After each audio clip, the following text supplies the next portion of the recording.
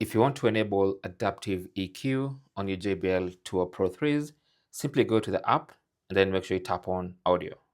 By default, it's going to go to general, so make sure you tap on audio, and then you should see adaptive EQ. So you can tap on that, and then there are two different settings inside adaptive EQ. You have the low volume EQ. So basically, whenever you're listening in low volume, it's going to boost the highs and the lows, which is basically the high end and the bass, so that you can have the same fidelity of music even in low volume. So if you want, you can enable that.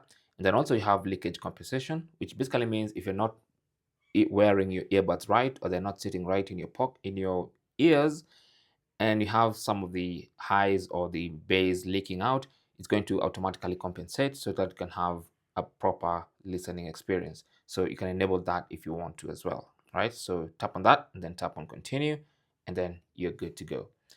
So that's basically how to enable adaptive EQ. Thanks for watching.